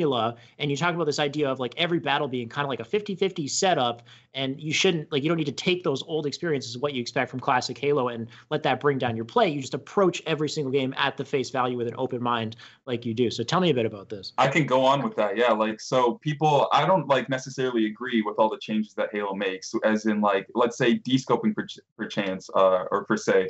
In Halo 4, you wouldn't get descoped. If you were zoomed in with any weapon, let's say a sniper rifle, if someone was shooting at you, you wouldn't get descoped. I myself didn't like this feature. And a lot of people, I could see why a lot of people complain about this. But in my mind, I don't go with, oh, this sucks, I need to take out of this game, I'm going to complain. I go, well, if I'm shooting someone and they can't be descoped, that means when I have the sniper, they're shooting at me, I can't be descoped. So that sense, it's a 50-50. Like, just go for the sniper, get in a position where you can't get shot, and then dominate with the sniper. I took advantage of all these things and then used my mind to say, hey, if it's on the map, if it's in the game, I'm going to use it. I'm going to use it to the best of my abilities. And like, I can definitely give constructive criticism and say, like, obviously I don't want this in the game. We need to take this out. These are the competitive settings we want. But in the meantime, I'm going to get as good as I can with these settings. And like, that's just my mind. I feel like that's what will get you so much better. Don't worry about like making it the perfect game for you. If you're really trying to get better, focus on getting better. Focus on, okay, you sniped me, let me get the sniper. Okay, he's here. Just things like that. So yeah, that's kind of how I would go in with that. Yeah. I mean, if your overall objective is to improve, is to be the best, then some things you can't change immediately, and it's unfortunate. And they did change a lot of, things do get changed down the line. But in the meantime, take advantage of what's available to be taken advantage of, basically. Use that to your advantage, right? Exactly. Yeah.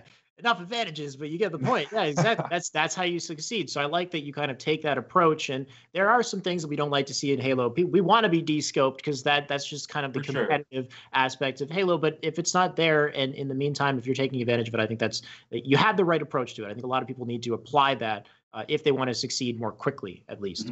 Exactly.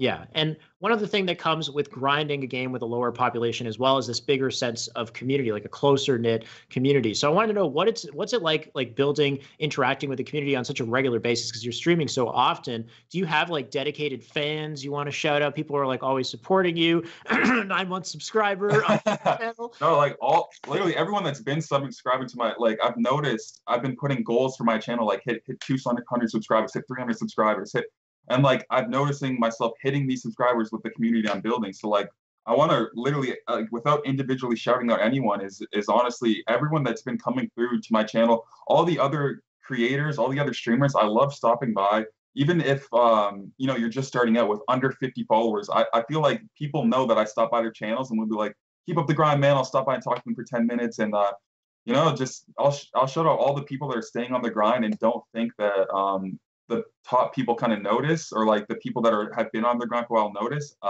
We really do, man. And like all the creators, the people that stop by my channel and like that are also content creators, and I feel like it's just like a big community, and we all kind of like show love to each other. So it's like I want all of us to kind of succeed together, and like I like shout out to the other guys in the grassroots, like like the HCS Weekly, like all the people that are in the grassroots, and just what we can do for the Halo community. I'm excited to see like what the rest of the guys can do. Like just, I don't know, just big shout out to like pretty much just the Halo community in general, and for not giving up, and for like, there still is a community, even though like I'll get people that say it's dead, or You know, I don't think so, because there's still people in the chat talking to me every day, loving that I play Halo 5. So shout out to literally, it sounds corny. I know it sounds like the most generic answer, but Yeah, if you're in my chat talking to me and you are there and you know that I support you and you support me, shout out to you. You know what I mean? Like, that's who I want to shout out, the community. Like, and you know who you are, you know, it's like all the people. Yeah. So yeah. Yeah, that's the thing. Is like, yeah, sure, we don't have the numbers that we did, but the sense of community is still there. The collaboration is still there, and I love that you're going to other channels and you're interacting. And that's the thing about having a smaller community as well. Is like when you have a massive community like Fortnite or something, and the big streamers have like 100,000 viewers or whatever. Like they don't care about the guy down there with right. Yeah, well, that's good, and I hope you still do. But I'm saying in a community like this, when the biggest streamers have like an average of 50 to 100 viewers or something, then it's like, okay, then you want to collaborate, you want to bring everybody up together, and everybody can grow and improve together. So I like that. I think that's something, you know, kind of unique in a way that you're not going to see. And, you know, it's spinning a positive out of an overall, you know, kind of not the greatest picture, but things will improve. And I like that the foundation that we're creating here is such a great one. It's just a strong one. So looking forward to seeing how things evolve with the next Halo title as well. So you're part of Grassroots now. We just had our recent announcement. We discovered you're going to be flying to South by Southwest for the Invitational. What's happening there, man? Are you looking forward to it? Any details about your experience there? They're flying us out. I'm really excited for them bringing me on board Grassroots, first of all. And but yeah, we're flying out to Austin next month. And I think we're going to have a dedicated stream section for the first couple days, the Friday and Saturday. I think we're going to take turns streaming on like these booths that they have for us, like all the content creators. It's going to be pretty awesome. Sick. And then I think there's also like a free-for-all that I hope that we can all compete in. So I'm going to get more details on that. So there's like a $5,000 free-for-all for Halo 3. I'm going to try to jump in on that, see if we can do that. Then there's also a big team. I think it's like they have like a crazy name for it, but a big team crazy event going on. Battle Bonanza or something. Literally that. Battle Bonanza. And so I think I'm going to be a part of that as well with other people in that. I'm not too sure who else is exactly going to be affiliated with that, but you know, hopefully I just have a good time there. I know there's going to be a lot of other festivals and music going on. There's going to be a lot of things going on. And other than that, I'm just looking forward to being there, talking to everyone else that made it there. Like, I know a lot of people are going there just to be there, just to like experience the South by Southwest. So, you know, it's cool to see like the Halo community kind of show up. Yeah, man, it sounds so awesome. So excited for you, and it's going to be so great. That big team battle thing is going to be hilarious. I can't wait to see what happens with that. So yeah, that's going to be great. And then of course, does the Grassroots? So for you, it's just life as usual. Because what I was going to say is, does the Grassroots announcement inspire any new initiatives in your content creation? Is it just kind of like the grind continues for you? Between now and Infinite, what's honestly, like I said, I love that they brought me on, but I feel like I still have the inspiration that I had before I was kind of on. I was really just uploading daily, just streaming on the schedule that I have. And I thought that when they announced this was like the perfect program for me, because I was like, man, I'm literally want this. This is like the perfect program. I want Halo creation to kind of be the career kind of path I choose for me right now. Kind of like going with that, with the Twitch, the YouTube, the opportunities I'm kind of getting. So I'm like, you know what? Like, I heard about the Grassroots and I'm like, this is perfect. So the fact that they brought me on, it's awesome, but it just kind of coincides with like my passion and my goals right now. So it's kind of just like the perfect thing that kind of happened is the Grassroots program for me. It's kind of kind of rolling with it. Yeah, so the content just keeps coming, and I'm looking forward to that. And then, do you plan to compete in Infinite? I'm sure this is all just like you warming up for your best competitive career in Infinite. Man, like you said, like a little bit ago, I started a little bit late with Halo 4, man. Like with Halo 3, I was watching all these guys. I actually remember specifically Blaze. I don't know if you know Chris Blaze. He always wore a Cookie Monster hat in Halo Reach. It was like a blue Cookie Monster. Oh yes, he wore a blue Cookie Monster hat, and I used to watch him on the MLG Twitch all the time.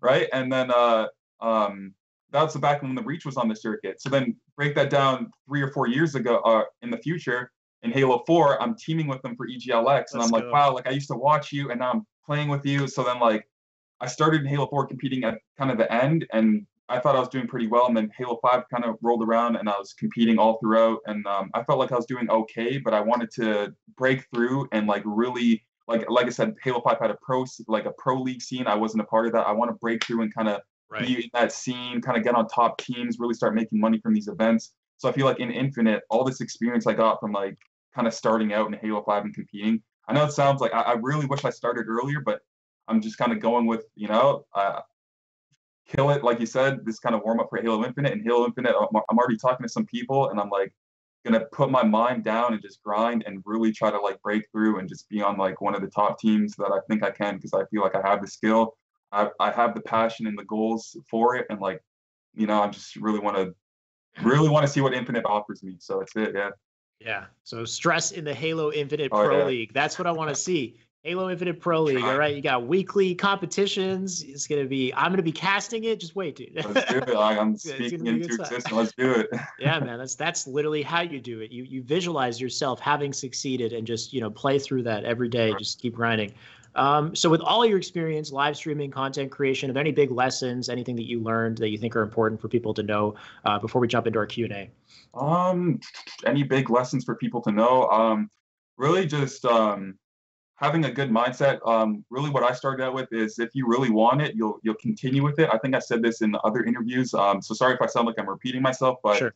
Like right when you're starting off with streaming, if you have like maybe a couple viewers, like 1 or 2 viewers, don't give up necessarily and think, oh, it's not for me. I've heard so many times where it's like, oh, I've seen this guy put in months of work, but he only has like less than 10 viewers. But they don't see that it takes years of like dedication and hard work and learning from lessons and learning from experiences that makes, like, you can't instantly blow up. You can't start it and like kind of just blow up because like it might not work out for you. It's kind of like becoming a millionaire, and then you hear about millionaires getting broke because they're not used to like the money lessons that you need to learn, the experiences that, so like with experiences that people can kind of go with is keeping your mind positive and just if you really want something, know that it will happen if you just go through the rough times that you might see that are instant and then look at the long run. Also, things like trolls that will try to get in the way, like, oh, you're playing this game, play this game, or just negative trolls that haven't, like, just block those guys out. They, like, you, first of all, they're helping you out because they're like, you know, there's someone in your mind, I guess, you know, you're becoming someone in their mind. So yeah, it's like, you're, you know, just kind of focus on your goals. Don't let people affect you, and just, you know, stick with your grind. That's kind of it. That's, you know. Yeah, you guys got this. I feel like if you got goals, you know what to do to achieve them. So yeah, really just understand what you want to a T. Really know what you want it badly enough, and don't stop grinding, man. Don't take failure for an answer, right? So right. I think great overall just opinions and stuff that I think people really need to pay attention to. So let's jump in to our Q&A here, guys. If you're in the chat right now, you're watching, you have any questions for Stress whatsoever, myself, feel free to let me know in the chat. Dynashawn with the first question here. We have a question for Stress. What are some of your responsibilities as a member of the HCS Grassroots program? What is 343 expecting from you? Interesting. That is actually a cool question, actually, because the first thing that they kind of said when I got in was, we don't expect any, well, not that we don't expect anything from you, but it's like, it's not that they're bringing me on and then saying, okay, now here's what you need to do. It's kind of like they brought me on because of what I'm doing. So it's kind of like they literally just said, keep up the work and we're going to help you. And, you know, ways that you can help us, we're going to like put you in ideas and like, it'll help, you know, just things like that. So it's not really like they're expecting anything. They're kind of just expecting me to uphold the personality that I'm like trying to, like, you know, just trying to be a good role model, I guess, while I'm doing my content creation for people that want to do the kind of same thing. So just don't be negative to people, like just things like that, just regular stuff that I'm already doing, just kind of just, you know, keep it up. Yeah, stuff like that. For you, it's just keep doing what you're doing. But I guess there's probably like a minimum amount of content that they would want like released, I guess, on a regular basis or something. Or I don't know if I guess they kind of mentioned like if you're going to be on a hiatus, like maybe for months at a time, kind of let them know what's up. Don't just like, all right, now you're part of the program and just drop off the face of the earth. Like, where's this guy? Like, I haven't seen a YouTube video in months on months, or like I haven't seen him streaming in a month plus. Like, at least let them know like, hey, I'm on vacation, or hey, I'm like, this is happening, or like. But kind of with all the guys they're bringing on, you see them kind of daily streaming or daily uploading, or that's kind of what they're doing with their lives. So there's not too much worry with that. Right. So there's not too much worry with the content creators. And, you know, it's just kind of just like, keep it up, guys. We brought you on here for your creation and your ideas. And, you know, I want you guys to keep it up. And that's, kind of what they told us to do. Not too much expectations, though. Okay. Yeah, exactly. And then Financial One says, is there any particular reason Halo has the sizable year gap between games, unlike COD or other franchises? What do you think about that? So yeah, I see that's kind of frustrating as well, is like I see COD with games that come out year after year after year, and then Halo with the big outs. But then you kind of have to take in consideration that COD also has two game developers. They have Activision and Treyarch. So technically they're coming out with games every kind of 2.5 years or 2 years. Sure. But yeah, you do get a kind of different Call of Duty feeling every year, which is nice for the content creation and like the different change of flows. So that's something that I would agree with. I wish there was kind of like I kind of think I said this on stream the other day, kind of wish there was a more, something new, something fresh with the Halo scene, a little bit more like sooner in between series releases, I guess. So just more things we can do. Yeah. That is a good point. It's interesting. I think, yeah, one of the biggest things, like you said, is there's so much more manpower behind the scenes with Call of Duty. You've got like 2 separate studios pumping out games. So yeah, they technically have their 2-year release cycle. As far as this Halo Infinite goes, though, this is the longest gap we've ever had. Bear that in mind. I think it's typically about a 3-year release cycle. We even had less than that, because I know that we had Reach and then 4. Like Reach was 2010, 4 was 2012. ODST was kind of in there. ODST was 2009. We need a game like that, right? 7 was Halo 3. Yeah, well, I mean, because like ODST didn't have any competitive multiplayer, but it was cool still. Yeah, just like the campaign, the firefight, even the open world style of campaign was actually so sick for its time. Throw us something like that just in between the Halo 5 and Halo Infinite. Throw us like an ODST campaign, like, even if it's not multiplayer, just throw something like that. So that's where I could agree. Just something would be cool. Maybe like I think I see them hiring more people on Twitter. Or maybe it's like, I'm not too sure why there's such a big gap. Maybe I can't really touch on that, but maybe they'll hopefully pick up things in the future, kind of thing. I think with COD, it's like they've got a formula down to the point where they can kind of, I don't want to say recycle, but they just kind of do like recycle the formula and add new abilities and add new maps and stuff, but it is still the same. Whereas with Halo, they have a formula, but at the same time, like it seems like they're taking all this time to make a big course correction, so to speak, right? Because Halo as a brand, Halo as in terms of its like global recognition and what people think about it, there's a bit of I don't know if I want to say controversy, but there's people on 2 different sides. So I think they're just trying to figure out with the opportunity that they have with Infinite is so huge, and they need to capitalize on that. They need so much time to make sure that whatever they make is hopefully just amazing, is hopefully a massive course correction for the franchise. Because if they can capitalize on that, from there, then you can start to see, like updates, new features, whatever it is. They keep adding on the framework. They just need to build that base, and it's got to be amazing. So and with the addition of PC, like the more people that are going to come on board, the more ideas that will have flowing in the community. I feel like everything will just kind of be on an upwards kind of scale for Halo in the future. So we just got to hang tight, and we'll be good. Yeah. Homegrown Hicks, does Stress play Halo 3 at a high level like Halo 5? I would say I can play Halo 3 at a high level like Halo 5, but I will even admit I don't have the skill like I do, because I feel like first of all, when I did grind Halo 3, I was a lot younger, and I feel like as I've gotten older, I've gotten a lot better. So I haven't put in the time that like I've had with Halo 5 to get as good at the top. Like I feel like I'm becoming like to the peak of my performance like now, almost at 24, rather than like when I was like 13, 14, kind of just playing the game for fun and getting good at the same time. But now I feel like I compete with some of the best. So if I took it now and kind of took Halo 3 and put the time into it, I feel like I would definitely work my way up to playing with the best. But like as of right now, I would say no. I'm like nowhere near as good in Halo 3 as I am Halo 5. But I feel like I can hang. Like I've definitely been a 55-star in MLG. I've had 50s across the board in all the playlists. Like I can definitely hang in Halo 3. But I feel like in Halo 5, I can really be on top of my game. Like take down, even like compete with some of the best. Where in Halo 3, I would probably get destroyed by some of the best. So there's definitely some grinding I would have to do. Yeah, I mean, the skills carry over for sure. If you're amazing at Halo 5, you have the frame where you have what it takes to be amazing at Halo 3. It would just take that learning curve. But like you said, grinding, if you miss the kind of window on it, like if you were too young to really like, I guess, process the information in the same way that you do now, where you have a much more competitive mindset towards things, like when you've been grinding a lot harder, then yeah, it makes sense. If you're jumping into Halo 3, you got a lot more work to do than somebody like Roy or Snipedown, who had a competitive career in the game grinding. Yeah. So understandable there.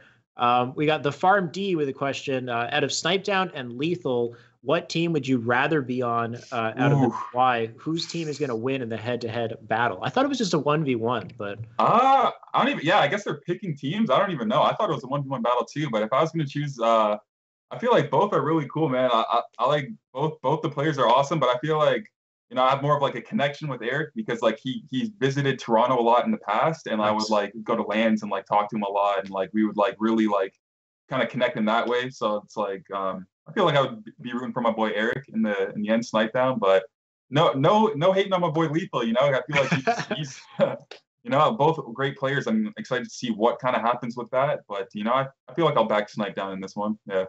I like that. That's a logical answer because you go for the guy that you know a little better, and then hopefully the team chemistry is better because you guys you've had conversations in the past, and they're both amazing players. You can't knock them.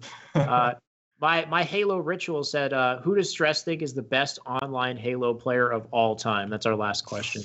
Holy, the best online. All right, well, yeah, sure. Personally, like, man, I don't know how many people will know this player, like, but there is an answer. I feel like this man was the sweatiest player I've probably ever played with, like, online, and his name was Ulrich.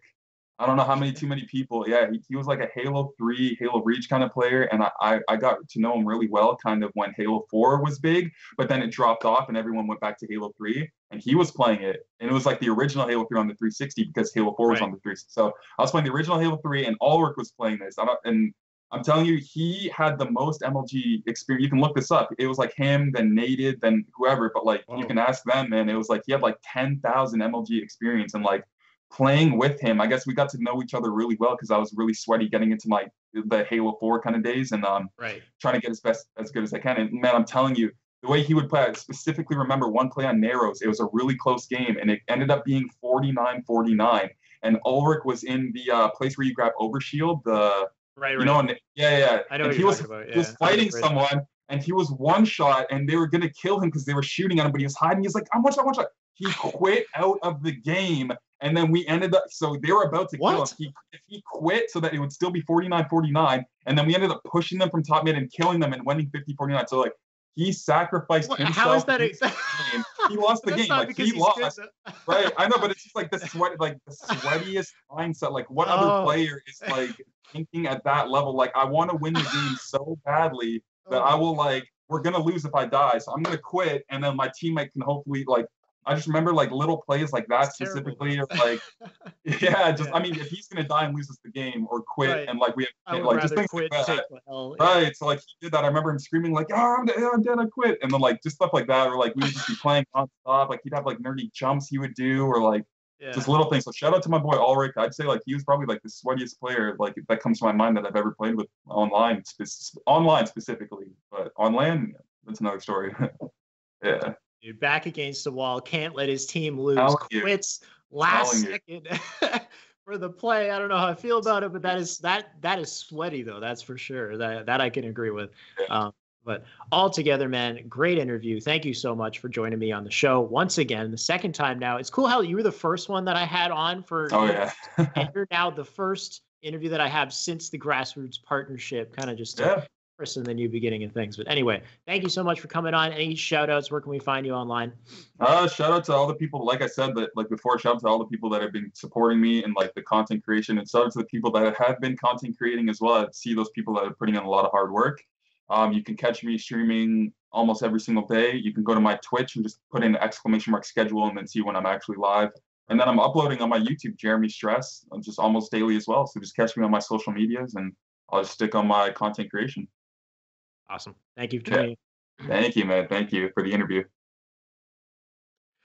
All right, that closes our show for today, our 2 interviews, and we had the news as well. This has been a long episode, 2 hours of nonstop Halo content and interviews. Thank you so much, guys, for tuning in. And of course, before we end the show, let's just throw to our HCS Weekly merch. Tony, you can bring up the graphic. Of course, if you buy the merch here, you not only support the show, but you support me as well. And as usual, guys, I would highly appreciate the support. This will close our episode for today. A lot of great talks. And I know Eli X was the third individual that we didn't have on that was part of the HCS Grassroots program as well. I'm going to snipe this man. I'll find a way to put him on a future episode of HCS Weekly. We couldn't grab him yet, but it'll happen. Anyway, guys, thank you for tuning in. We'll see you next week.